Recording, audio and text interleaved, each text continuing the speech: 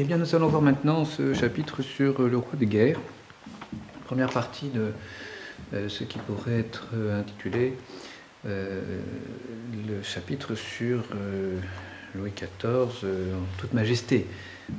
Si nous avons le temps, nous verrons la guerre, la gloire et la religion. Et ensuite, eh bien, nous pourrons prendre des vacances chèrement gagnées, n'est-ce pas? Donc, le roi de guerre, je vous rappelle que je vous donnerai une bibliographie un peu générale pour avoir les livres principaux de cette partie de cours.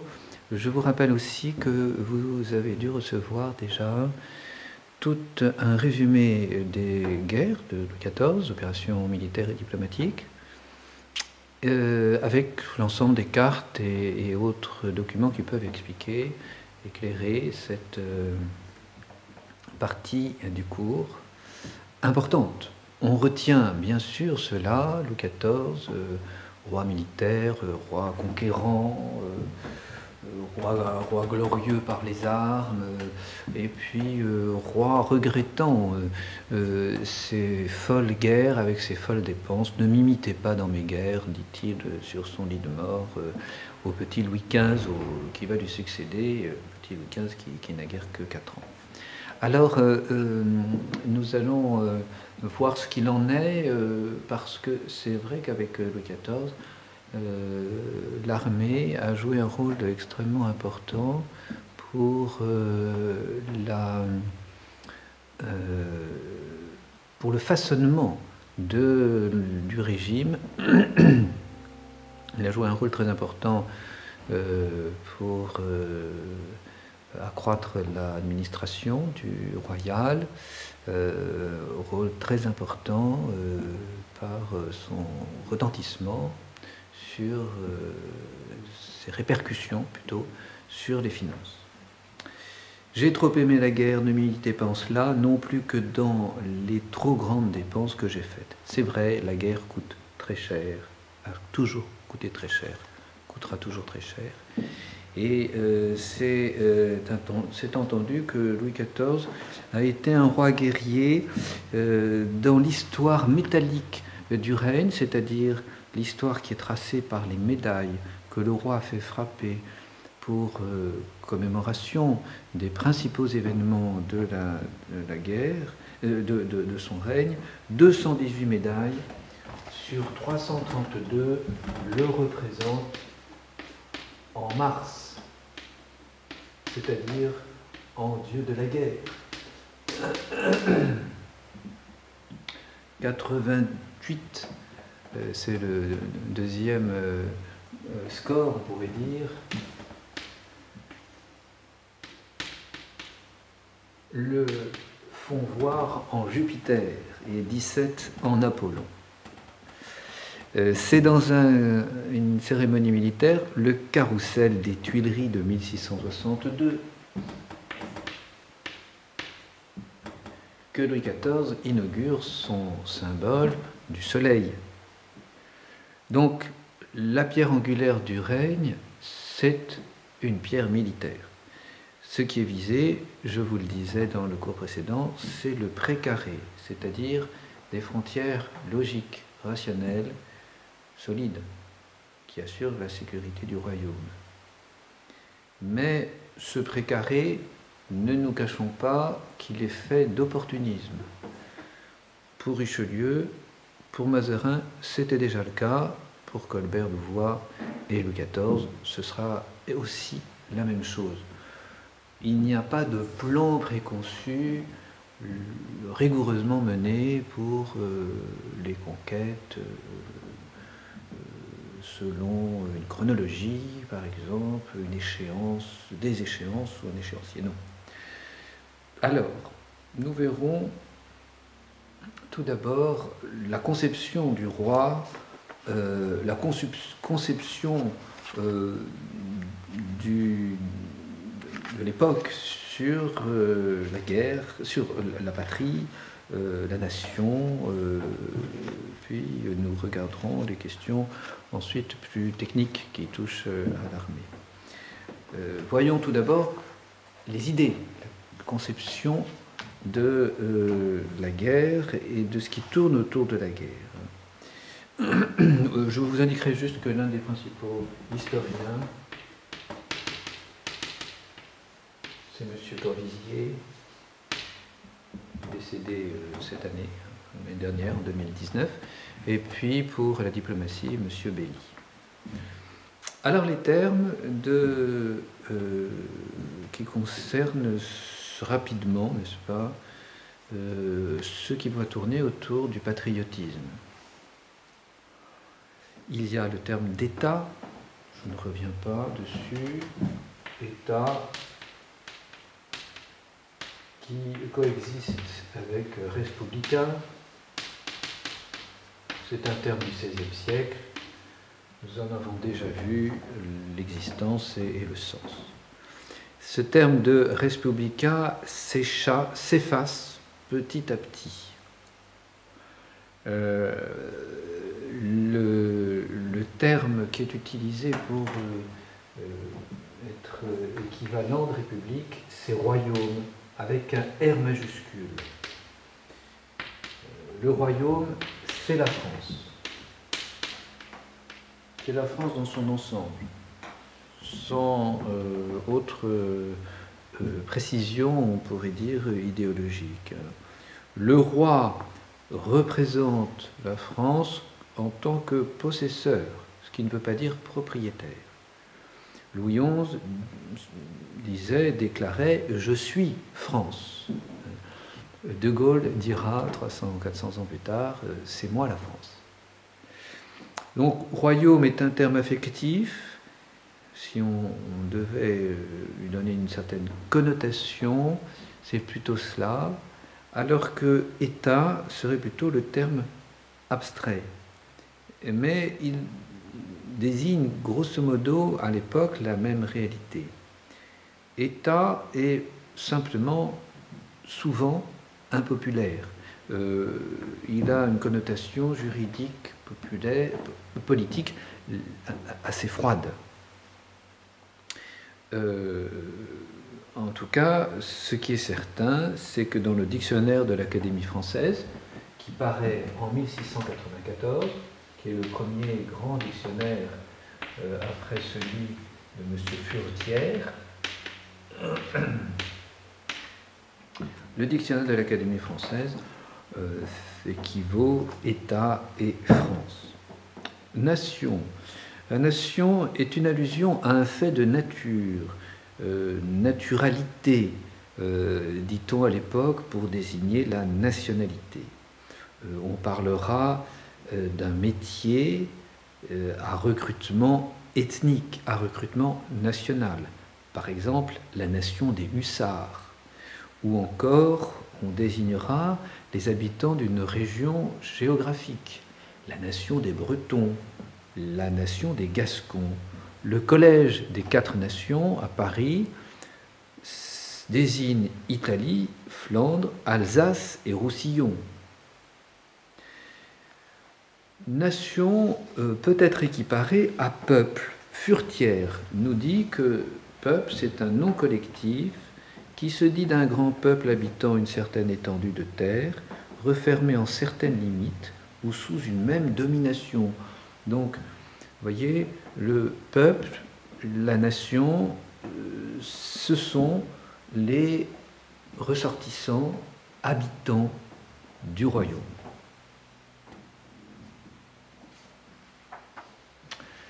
Y a-t-il un sentiment national sous Louis XIV? L'unité nationale est faite autour du roi. Le roi est sacré, il est divin, il est le père de famille, il a une autorité prestigieuse. Lorsque le roi n'est pas le roi, c'est le cas d'Henri de Navarre, avant d'être sacré, la France se disloque.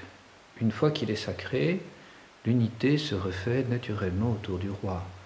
Et les alliés de la veille, les ligueurs, main dans la main avec l'Espagne, se retrouvent naturellement derrière le roi Henri IV, l'ennemi d'hier, on pourrait dire, le tyran de hier, est en guerre contre l'Espagne, qui était leurs alliés, leur soutien, et qui même d'une certaine manière les ont aidés à convertir Henri de Navarre. Contre Rome, on parlera des libertés gallicanes. Liberté gallicane exprime une certaine indépendance nationale religieuse. Les libertés gallicanes remontent aux apôtres. Tous les diocèses français cherchent à prouver qu'ils dépendent des apôtres, de Saint-Pierre ou d'autres, qui ont envoyé des messagers, des missionnaires au 1er siècle. Saint-Denis, converti par saint Paul, qui se trouve être le premier évêque de Paris. Légende ou non, peu importe, ce qui compte, c'est que cette fondation par les apôtres donne à l'Église gallicane une indépendance, une certaine indépendance, au moins sur le plan disciplinaire, par rapport à Rome. C'est une indépendance, l'indépendance d'une Église nationale. Cela compose en partie le sentiment national. Unité faite autour du roi, unité fondée sur la géographie. Il y a un pays cohérent, uni, un pays riche. La France est le grenier à blé, pourrait-on dire, de l'Europe occidentale. Unité fondée aussi sur une certaine conception morale. La France est un peuple, les Français sont un peuple élu. C'est un peu l'Israël, l'équivalent de l'Israël de l'Ancien Testament. Je tiens que nous devons remercier Dieu de ce qu'il nous a créés chrétiens et non idolâtres. Français, nation de tout temps héroïque et généreuse, non glorieux et insolent espagnol, non mutin et rebelle lorrain. Il s'agit d'un panégyrique adressé au très chrétien Henri III en 1590. Donc cette conception, alors on ne parle pas encore de la fille aînée de l'Église, par contre on parle du fils aîné, et Louis XIV se dira très volontiers fils aîné de l'Église. Donc une espèce de primauté à la fois religieuse, ethnique, bien un côté d'histoire sainte dans l'histoire de l'Église. Ces bénédictions divines qui ont jalonné l'histoire de la France depuis Clovis, donc la conversion miraculeuse en quelque sorte, la Sainte-Ampoule, les fleurs de lys qui ornent l'écu de Pharamond. Initialement c'était des crapauds qui se transforment miraculeusement une nuit en fleurs de lys. C'est un signe évident et comme une promesse que sa divine bonté ne cesserait point d'en faire toutes les fois qu'il serait nécessaire, dit Mazarin, en faisant allusion à ces miracles de l'histoire de France.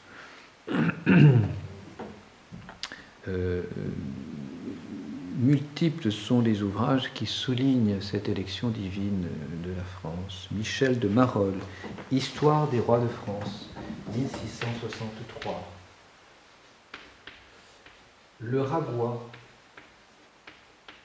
Instruction sur l'histoire de France, 1687.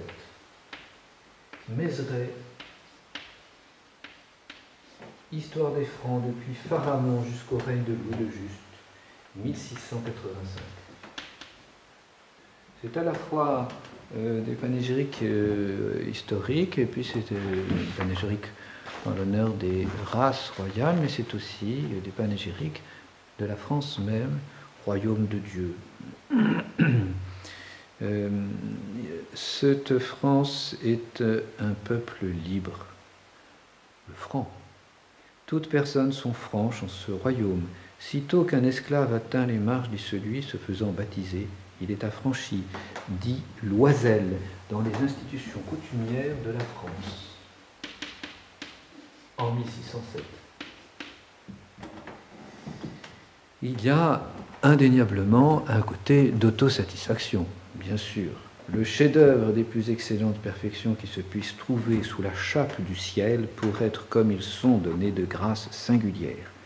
Aussi pour les lettres, pour les armes et pour toute autre profession, l'honneur et le prix à bon droit est déféré au François. C'est Froumentot, le secret des trésors de France.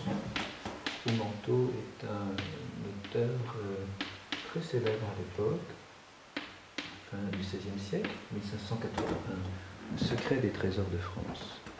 Bon, il y a quand même une certaine lucidité. Le français est léger, téméraire, dit Jean Bodin.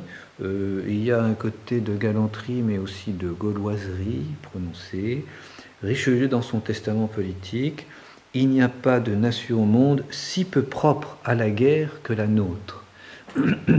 Justement, à cause de cette légèreté, de cette propension à se décourager rapidement.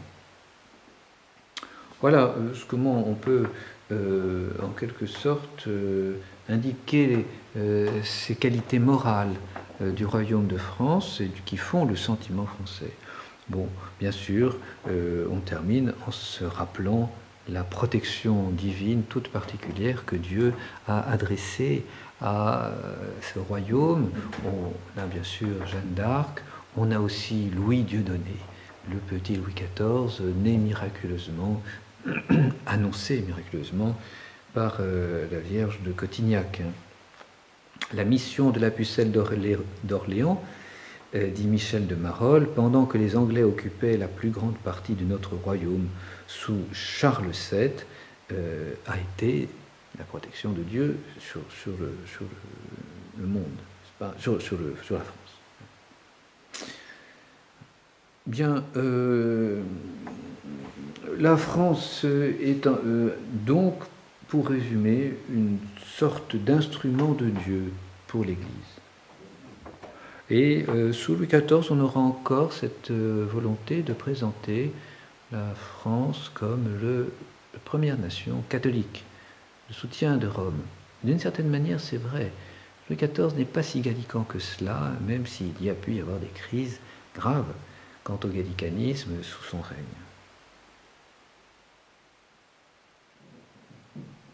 Alors,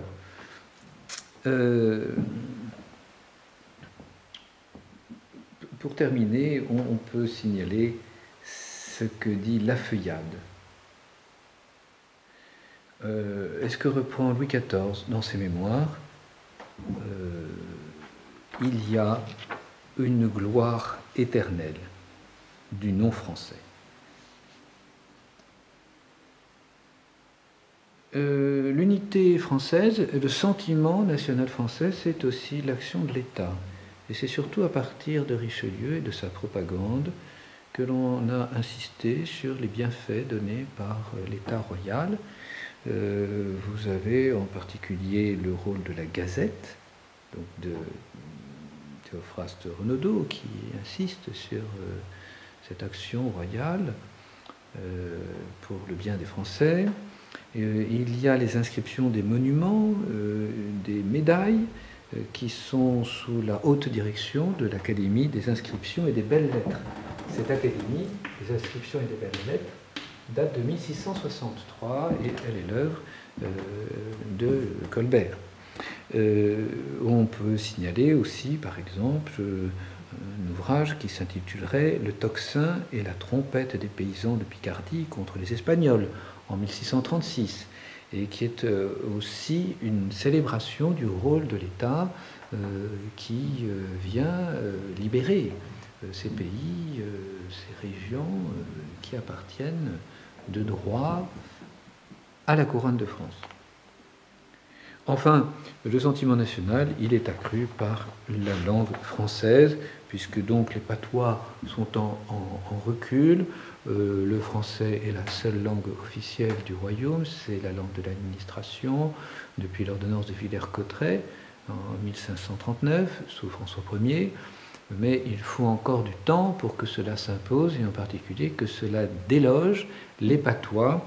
De fait, on note un recul de ces patois après la Fronde, donc au milieu du XVIIe siècle. L'alphabétisation connaît une grande avancée à partir de 1680, alphabétisation des petits garçons, des petites filles aussi. Et c'est le plus remarquable, c'est l'alphabétisation des filles au XVIIIe siècle, qui de 10% passe à 60-70%.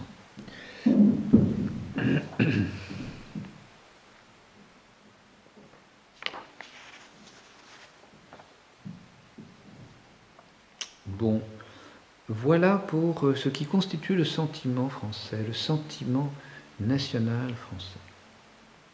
Peut-on parler de patriotisme? Je vous renvoie aux Deux patries de Jean de Vigry, et je ne tomberai pas dans une analyse du bouquin, je ne voudrais pas créer de polémique. C'est un ouvrage qui est bien construit, qui est très érudit, et qui est, à mon avis, suffisamment subtil pour faire les bonnes distinctions. Le patriotisme en soi n'existe pas avant 1750, le terme est inconnu. La réalité existe et on la définit par amour de la patrie. C'est la définition donnée par Bossuet dans le livre 1 de la politique tirée de l'Écriture sainte. Alors cet amour de la patrie, eh bien, réalise l'union des citoyens entre eux. Et suppose que l'on sera prêt à sacrifier sa propre vie à son royaume, à son pays. Vauban, dans la dîme royale, tout début du XVIIIe siècle, proclame « Je suis français, très affectionné à ma patrie ».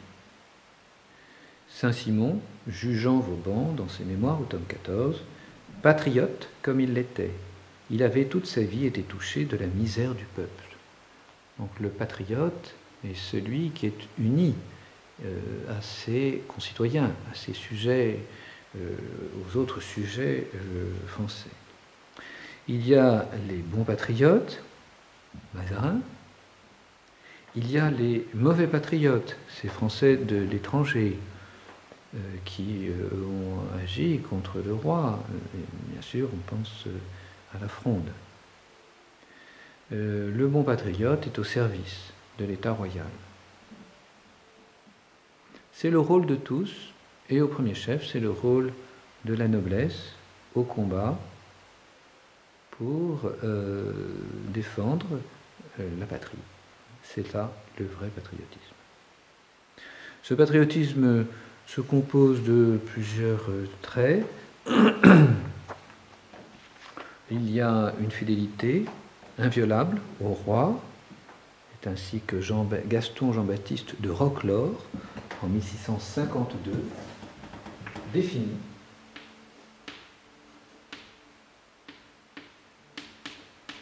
le patriotisme.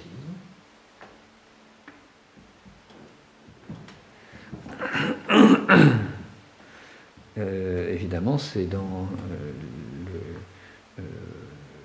le combat que se révèle cette fidélité inviolable au service du roi, dans les campagnes militaires, dans les blessures et dans la mort que l'on pourra recevoir, au service du roi. Le service du roi, c'est le service du royaume. C'est du patriotisme.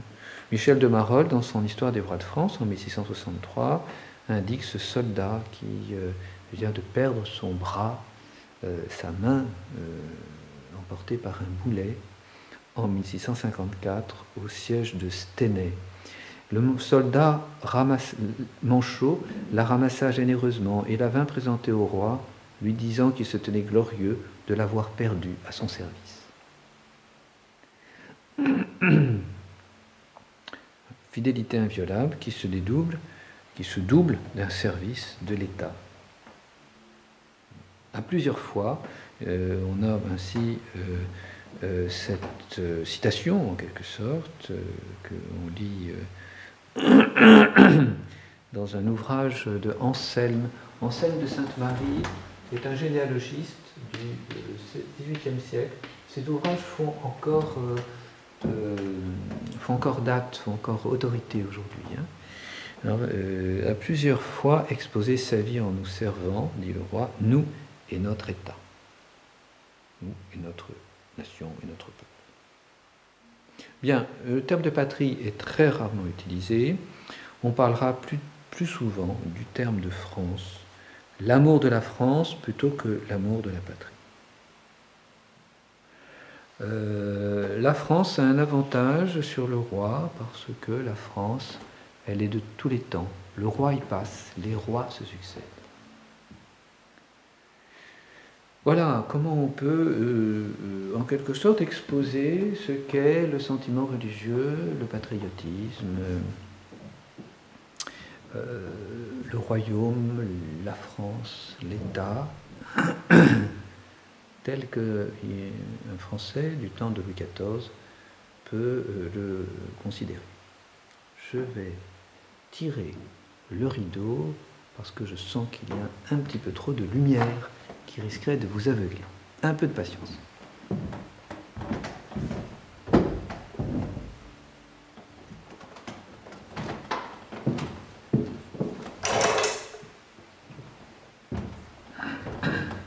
Voilà, c'est fait.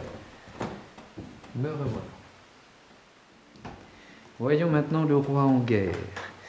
La conception du roi dans son office de chef militaire. Le roi à la tête de ses armes, c'est le premier noble. Louis XIV sera à la tête de ses armées personnellement jusqu'en 1693.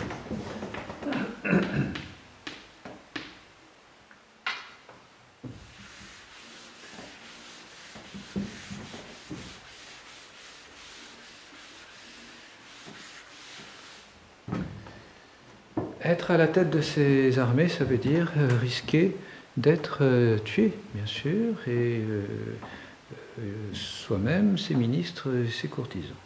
C'est une vieille tradition royale, Charles VIII en Italie, François Ier, Marignan, il est armé chevalier, Henri II, Henri IV, qui a été chanté par Ronsard.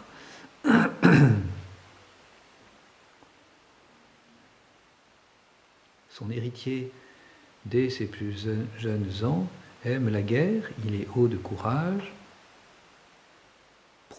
prompt et actif, il est cote, il est sage, bref, c'est un foudre, un astre des combats. Louis XIII, à La Rochelle, en janvier 1628, le roi en son armée avec tant de gaieté et d'attention à tous les ordres qui lui étaient nécessaires d'y donner. La noblesse française était bien heureuse de se voir honorée de la sienne, qui la rendait invincible dans les périls des combats auxquels elle se hasardait par amour d'elle. C'est Richelieu dans ses mémoires. Au contraire, on critiquera fort Henri III de s'être retiré dans ses plaisirs, cantonné à la cour et d'être peu paru à la tête de ses soldats. La mort du roi sur le champ de bataille, c'est comme la mort du prêtre à l'autel. Un des grands exemples de mort à l'autel, à l'époque, c'est celle du cardinal de Bérulle en 1627, à l'offertoire. Le roi qui meurt dans ses fonctions de chef d'armée, le roi prototype, pourrait-on dire, c'est Gustave Adolphe à Lutzen, le 16 novembre 1633.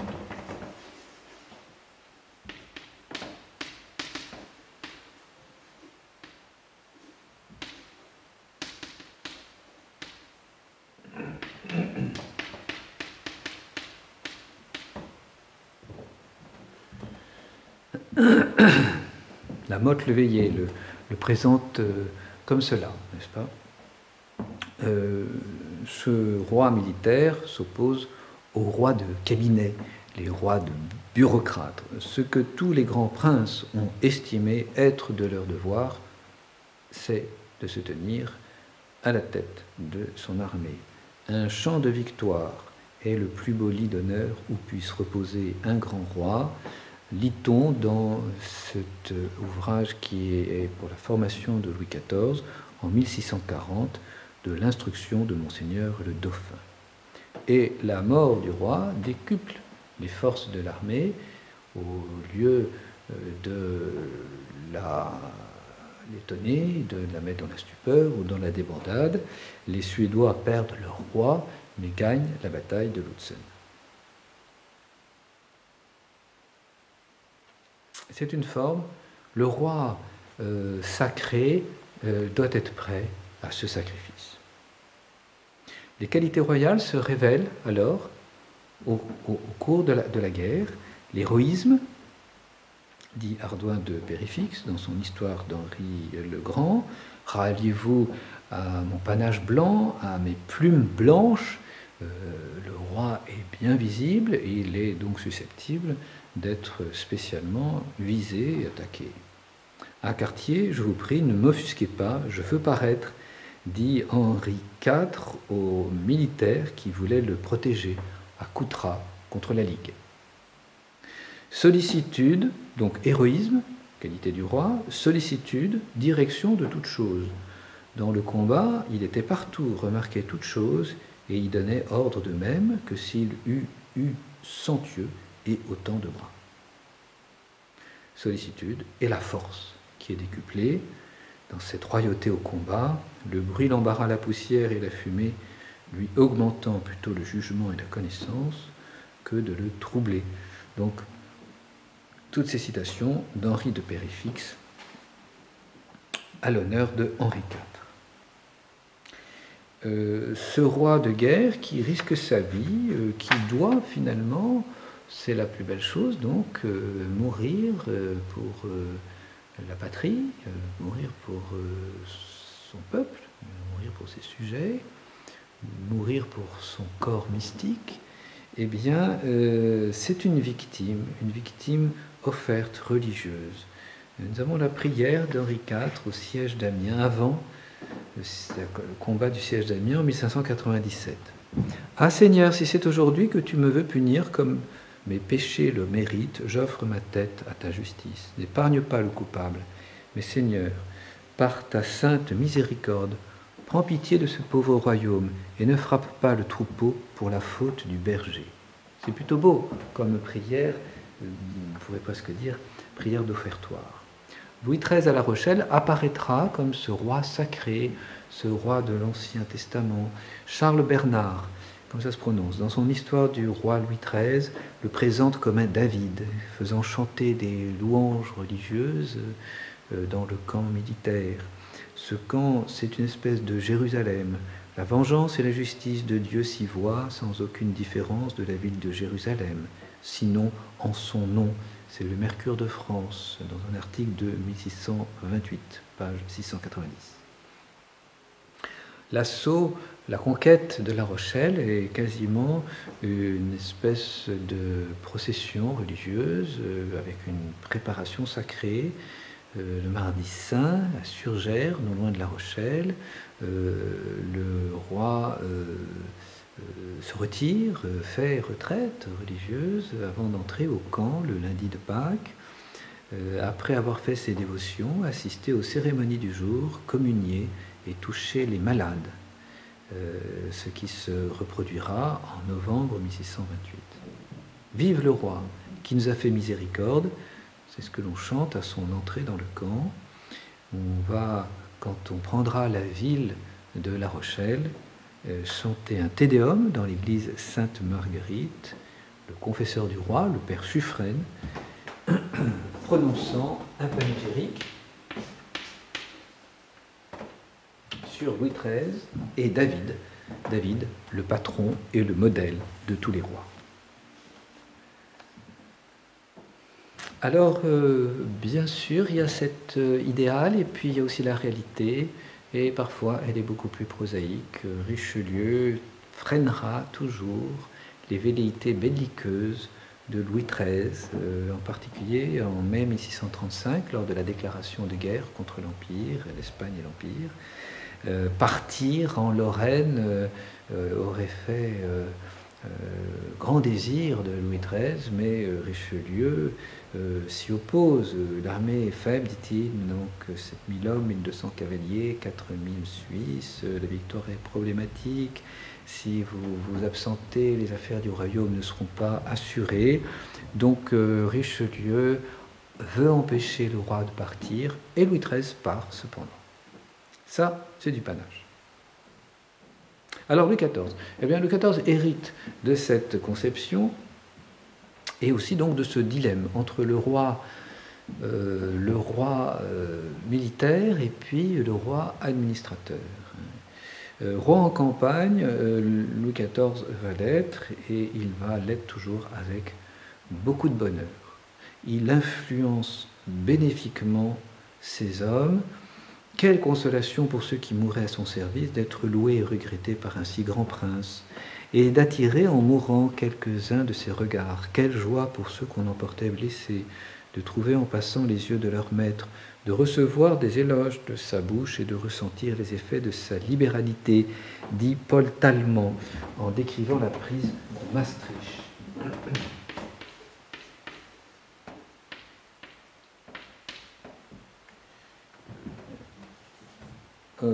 Une médaille qui va commémorer la prise et le siège de Douai qualifie le roi Louis XIV de Rex, Dux et Miles.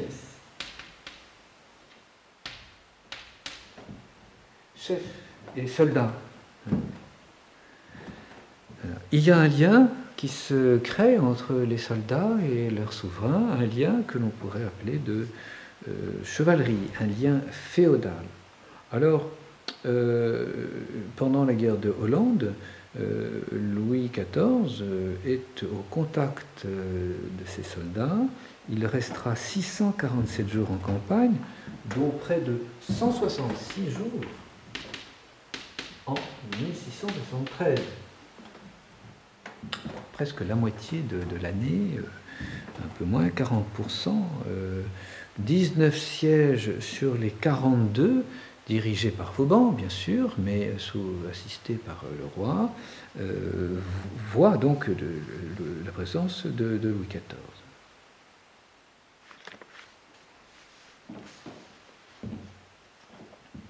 Donc le roi en campagne, c'est aussi un roi qui va développer des images mythologiques qui reprennent cette célébration du roi soldat, du roi chef, du roi guerrier, dans les plaisirs de l'île enchantée, donc une espèce de grande fête qui s'étale sur près de 7 jours, du 6 au 13 mai 1664.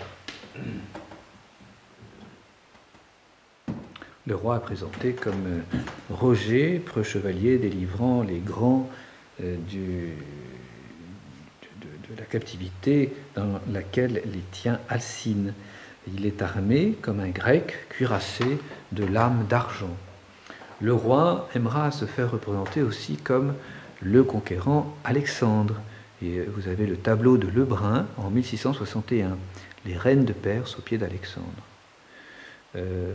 Ces tableaux, d'ailleurs, seront popularisés ensuite par des gravures. C'est une forme de propagande royale. Louis XIV est effectivement très proche d'Alexandre, jeune comme lui, 23 ans, épousant la fille de ces souverains qu'ils ont vaincus, Statira, fille de Darius III, Marie-Thérèse, fille de Philippe IV. Ce gouvernement personnel, absolu, se trouve représenté chez Alexandre par une forme d'absolutisme sacré même. Le roi incarnera d'ailleurs Alexandre au ballet royal de la naissance de Vénus en 1665 et le dieu Mars au ballet royal de l'Hercule amoureux en 1662, donc Mars, le dieu de la guerre. il y a une démesure qui dépasse en quelque sorte l'Antiquité. Corneille,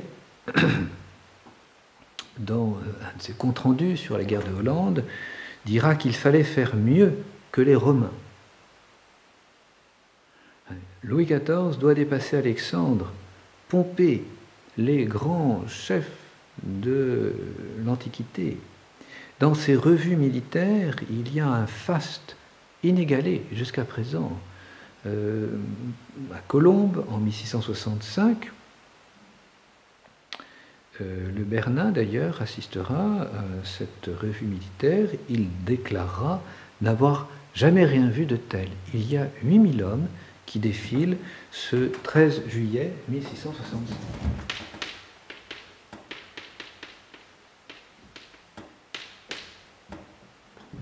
Je dis bien 13 juillet, pas 14 juillet. Mais Louis XIV fera mieux au camp de Gévrier en 1695, le 21 mai.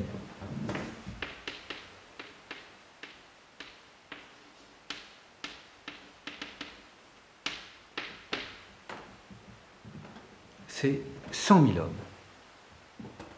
qui passeront en 4 lignes. Toute la journée verra le défilé de ce qui représente la moitié ou un tiers de l'armée de l'époque. Louis XIV se fait entourer de gardes du corps, des soldats, des militaires, 300 cavaliers d'élite avec un uniforme tout spécial, juste au corps écarlate, brandebourgs et saturons galonnés d'or, montés sur des chevaux harnachés de rouge, précédés d'étendards, de trompettes et de timbaliers à partir de 1673.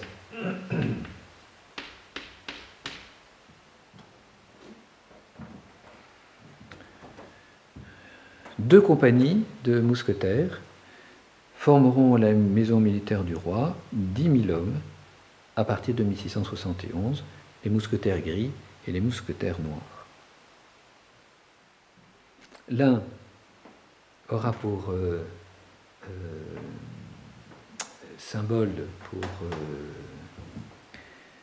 insigne, le soleil, avec la fameuse devise « Nec pluribus impar », donc sur ces étendards des mousquetaires gris, et pour la deuxième compagnie, un trousseau de flèches avec Jovis alteratella. C'est donc tout un faste militaire qui entoure le roi. L'armée, alors, sera une armée pléthorique.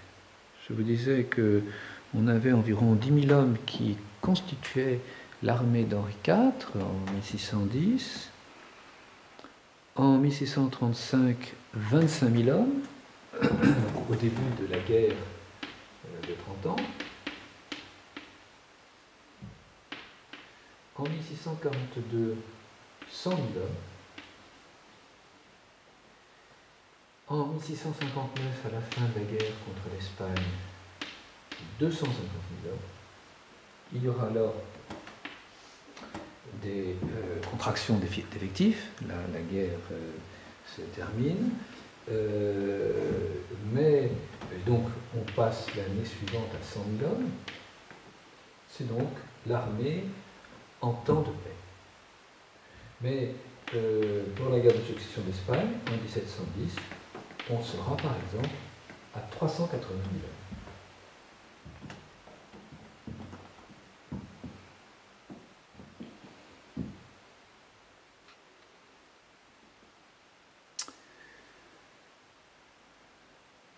Le roi n'est pas un général de parade.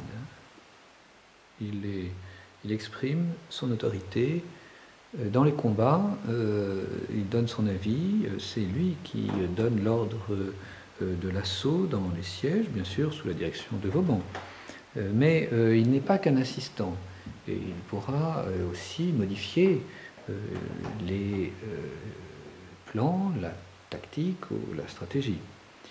Turenne, Condé, Luxembourg sont les spécialistes de l'art militaire, mais Louis XIV n'abdique pas devant eux. Par exemple, en 1667, le siège de Lille, c'est son idée.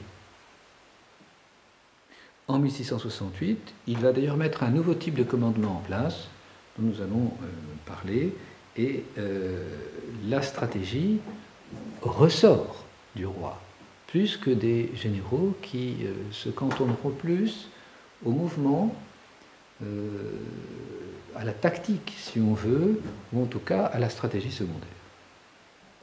Je vous disais que le roi va sur le terrain, il s'expose à la mort, avec des courtisans en foule, au siège de Namur, par exemple, en 1692. Le comte de Toulouse est blessé juste à côté du trône du roi. Il monte à la tranchée de l'ouvrage neuf. Saint-Simon, qui n'est pas tendre vis-à-vis de Louis XIV, reconnaît cette bravoure. Il faut bien avouer que le roi s'exposait trop, mais aussi les courtisans étaient bien indiscrets d'augmenter encore le péril où il était, en le suivant en foule, même après l'avoir défendu. Mais les Français veulent être partout avec leur maître. Turenne reprochera d'ailleurs cette présence royale un peu encombrante, il faut reconnaître. La cour se transporte, c'est une guerre glorieuse, c'est une guerre aussi de propagande. Marie-Thérèse viendra pendant la première guerre, la guerre de dévolution, qui se fait en quelque sorte en son nom. Le quartier royal est au milieu du camp militaire français, bien délimité. On l'appelle le camp du roi, avec la maison du roi, luxueusement pourvue, des tentes doublées de damas et de satinades, éclairées par des chandeliers de bois doré. Un escadron de garde en permanence, c'est autour de la tente du roi. Quand le roi est à l'armée, dit Saint-Simon, son quartier est partagé, et la cour est d'un côté et le militaire de l'autre, sans avoir rien de commun. Turenne donc s'y opposera parce qu'il trouve que 560 chevaux pour tirer tous les bagages, pour porter et tirer tous les bagages de la cour du roi, c'est quand même un peu beaucoup dans une armée qu'il veut être réduite, mobile, efficace. Et en 1667, il veut faire descendre, divisé par 5. C'est pas compliqué, pas plus de 100 chevaux pour tous ces impédimenta. Trop de chariots, trop de chevaux et trop de bagages, dit-il. Pas plus de 2 serviteurs par courtisan. Qu'on se le dise. La célébration de victoire maintenant. Alors le roi va insister tout spécialement sur les Tédéums.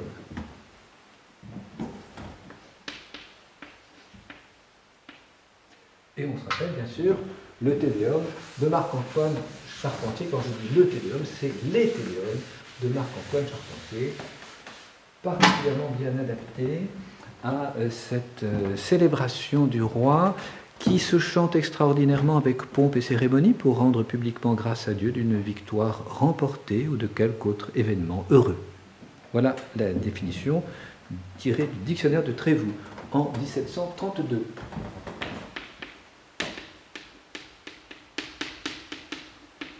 Autre dictionnaire qui fait référence à cette époque. Le premier usage du Tédéum a été le fait de Henri III le 23 décembre 1578.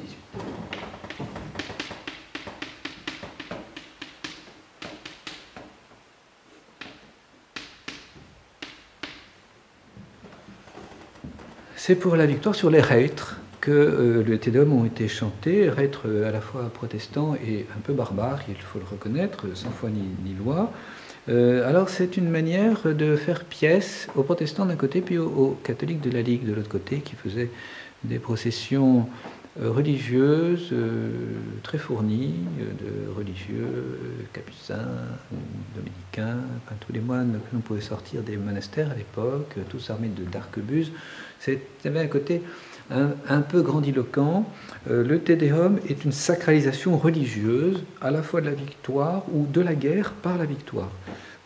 La présence du roi est de cette manière en quelque sorte assurée dans l'ensemble du royaume, dans les 40 000 paroisses qu'il y a, puisque le Tédéum est obligatoirement chanté par tous hein, le dimanche en célébration de tel ou de tel événement. Le Te Deum exprime la protection de Dieu sur le roi et la protection royale sur toutes les paroisses et sur tous les sujets. En même temps, c'est une occasion de faire un petit peu d'information des sujets.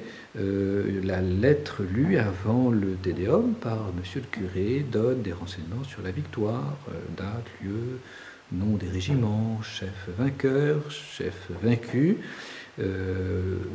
Les récits sont imprimés, brochés, lettres du roi pour faire chanter le Te Deum. Alors, au XVIIe siècle, les Te Deum se multiplient. De 1635 à 1659, donc pendant la guerre de 30 ans et contre l'Espagne, 35 Te Deum ont été commandés. Pardon, 32.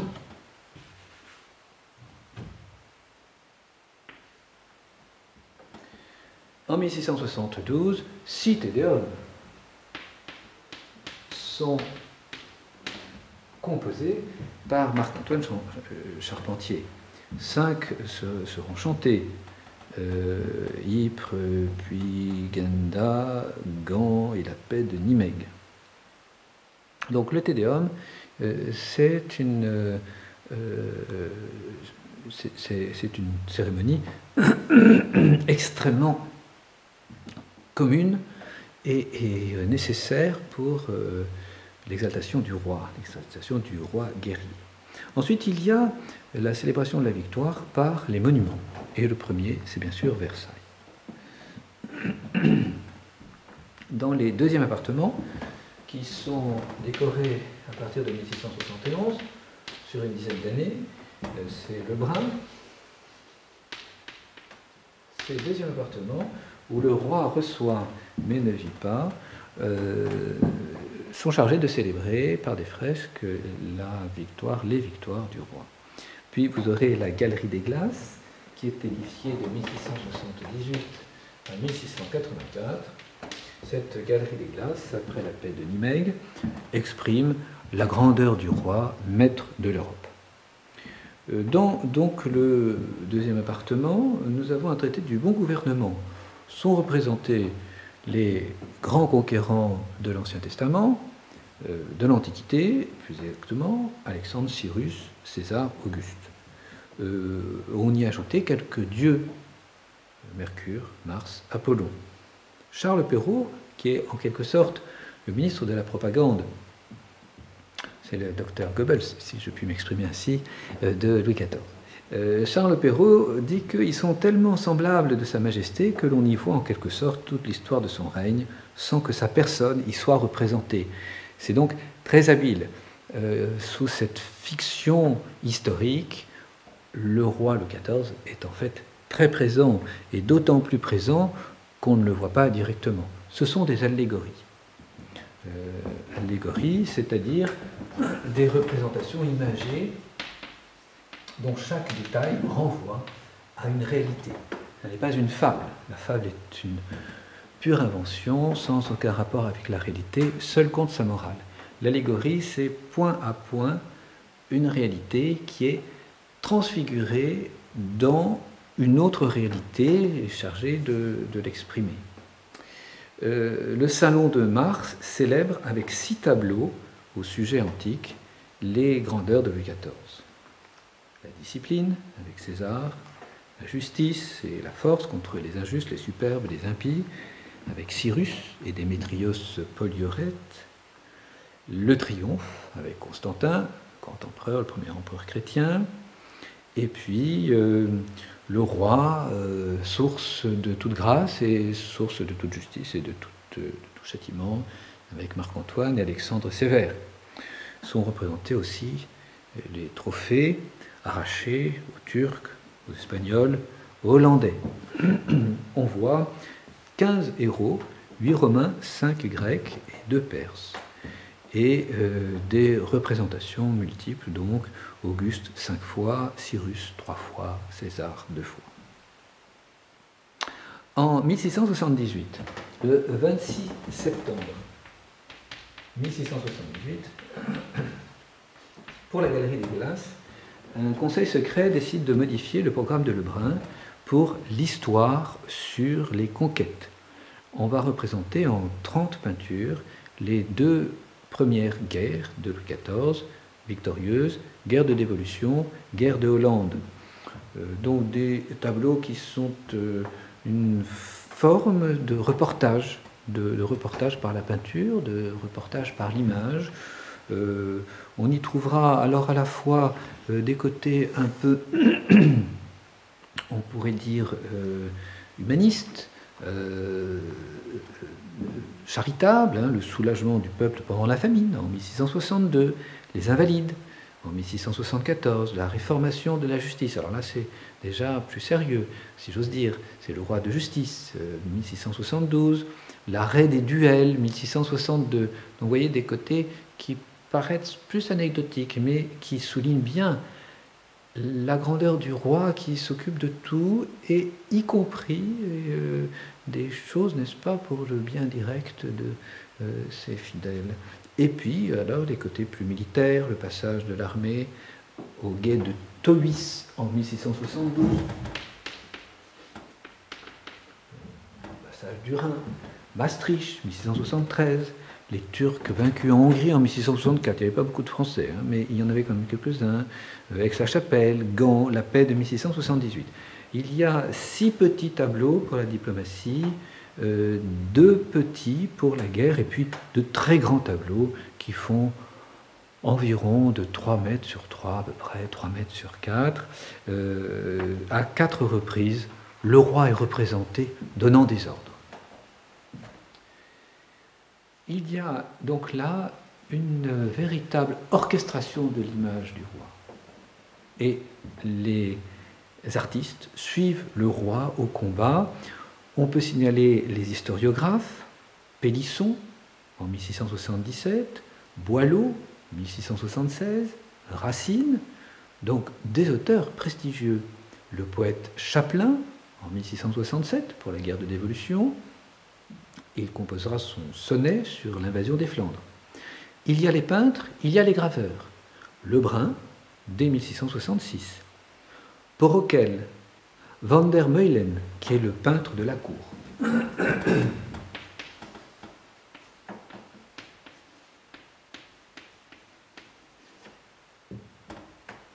Statues, tableaux, médailles, gravures, tout cela permet de répandre sur des supports divers les grandes œuvres, les œuvres des maîtres qui sont exposées dans les châteaux royaux. Ludovicus Magnus est représenté dans la médaille de Paris en 1671, qui représente Paris.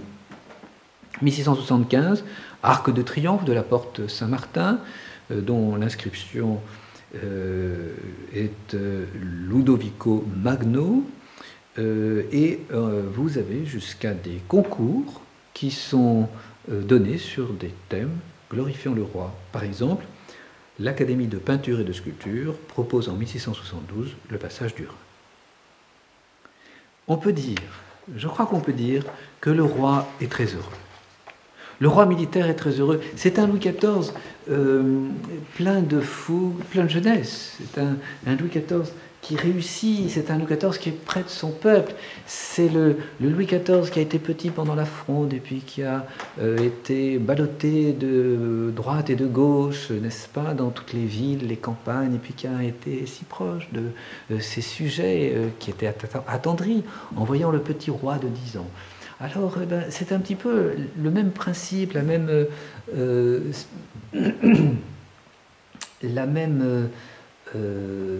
réalité exprimée par ce roi qui est près de son peuple dans son armée.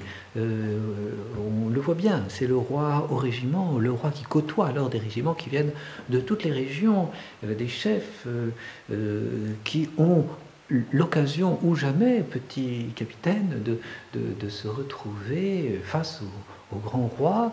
Et c'est en même temps un côté bon enfant familier.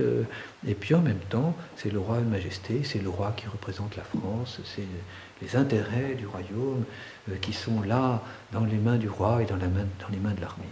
C'est une valorisation de la noblesse qui est le chef né de l'armée,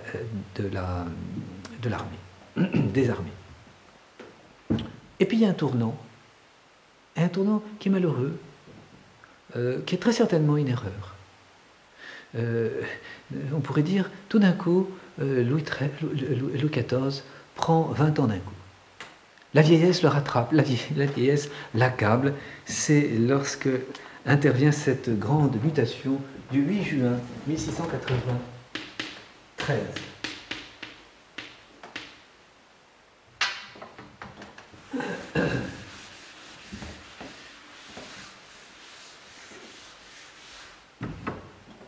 Louis XIV décide de quitter l'armée et de revenir prématurément à Versailles avec les dames. Il ne réapparaîtra plus jamais à la guerre et aux frontières. En face, il y a Guillaume III. Le maréchal de Luxembourg est atterré par cette décision. On a fait porter le chapeau à Madame de Maintenon. Il se met à genoux à 2 reprises devant le roi pour le supplier de rester. Personne n'a jamais vu l'auteur de ce conseil, mais on a supposé qu'il venait de Madame de Maintenon, sur ce que le roi avait eu quelque accès de fièvre. C'est toujours comme ça, une bonne femme.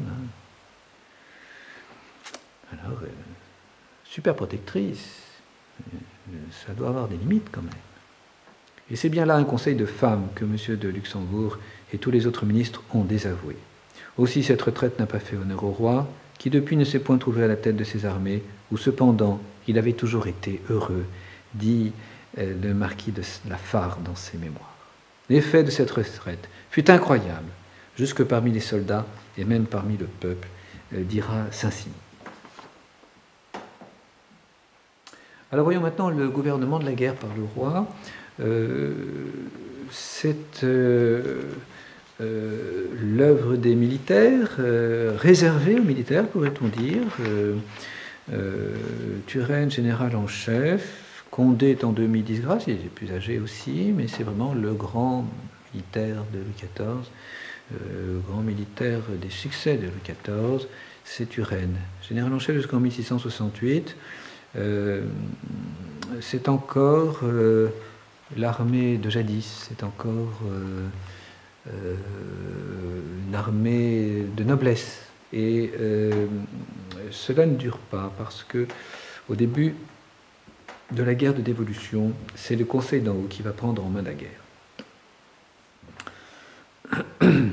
Ce Conseil d'en haut, c'est donc le roi. Et c'est dans la logique de l'absolutisme royal, source de toute grâce, source de tout privilège, source de tout commandement.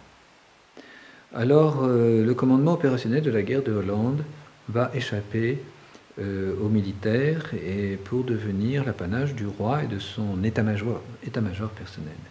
La guerre entre en effet dans la stratégie générale de l'État. Les généraux ne connaissent pas cette stratégie et ils pourraient s'y opposer par accident. Les généraux aussi, et c'est toujours la méfiance de Louis XIV vis-à-vis de la noblesse, peuvent chercher leur gloire d'une façon trop personnelle, d'où des désaccords et encore une fois des erreurs. Alors, il faut éviter ces dysfonctionnements. C'était à l'expérience et la capacité du roi de régler non seulement les plans de campagne de toutes ses armées, mais d'en conduire le cours de son cabinet, et ne pas abandonner le sort de ses affaires à la fantaisie de ses généraux, écrit Saint-Simon. Cette conception, c'est celle de Louvois, secrétaire d'État à la guerre. Louvois surprit ainsi l'orgueil du roi et sous prétexte de le soulager fit le plan des diverses campagnes qui devinrent les lois des généraux d'armée. Donc Saint-Simon dans ses mémoires, livre 4. Le roi devient commandant en chef et il délègue à Condé, prince de sang, et à Turenne qui sera le subordonné de Condé, qui est un prince étranger, Turenne. Ça, c'est donc à la guerre de Hollande en 1672 que cela va prendre vraiment office. Alors les difficultés de cette nouvelle organisation vont s'avérer.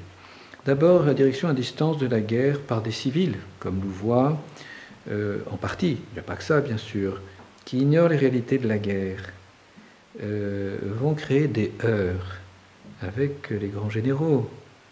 Il y a des contradictions, des ordres contradictoires, de Louvois en particulier. Les communications sont lentes, il n'y a pas ni fax, ni mail, ni radio.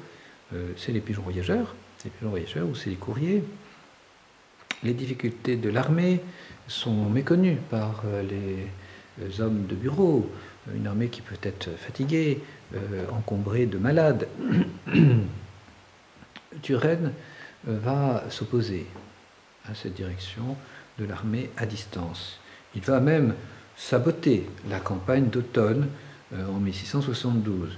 Et il imposera sa campagne d'hiver avec succès. Il est sur le terrain, il est le spécialiste, c'est la paix de Bosserne.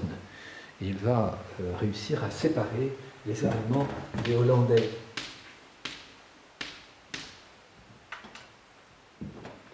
Donc, premier inconvénient. Deuxième inconvénient de cette direction à distance, c'est les responsabilités dissoutes. Turenne fait porter sur Louvois les échecs de l'été, parce que Louvois n'a pas envoyé les renforts quand il fallait. C'est la capitulation de Bonn. Le roi doit faire l'arbitre alors entre Turenne et Louvois, parce qu'il veut garder les deux. Il connaît les compétences de l'un et de l'autre. Il ne s'agit pas de limoger l'un, de donner raison à l'autre. D'où des heurts continuels. La direction des armées est aux mains de ceux qui mériteraient plus le titre de valet que celui de capitaine, écrit Turenne à Primi Visconti, ambassadeur de Venise. Et il ne resterait aux généraux que la honte des défaites. Alors ça, c'est très intéressant, parce qu'en fait, c'est un petit peu ce que dit Joffre en 14. Je ne sais pas qui a gagné la victoire de la Marne, mais je sais très bien qui l'aurait perdu. Et ça remonte loin, ça remonte, n'est-ce pas, à ce changement de conception dans la direction de la guerre au temps de Louis XIV. Alors, Turenne va rester. Turenne s'impose. Turenne a un génie militaire. Alors évidemment, on ne peut pas s'opposer à Turenne. Donc, c'est un trop grand conducteur de guerre. Donc, à cause de son génie, à cause même de la situation dramatique dans laquelle se trouvait la France, Versailles, le roi plutôt, ne pouvait pas faire autrement. Il va rester, ça sera la campagne d'Alsace, hiver 1674-1675, et le printemps 1675, la confirmation de la confiance que Louis XIV accorde à Turenne. Vous aurez la liberté de faire avec les troupes qui sont sous vos ordres ce que vous estimerez plus à propos pour le bien de mon service et la gloire de nos armes, écrit le 20 mai 1675 à Louis XIV à Turenne. Mais sa disparition va laisser alors l'administration civile royale à la tête de l'armée. Condé est navré, il est dégoûté, et c'est la fin de la guerre conçue et dirigée par les militaires. En 1675, l'ordre du tableau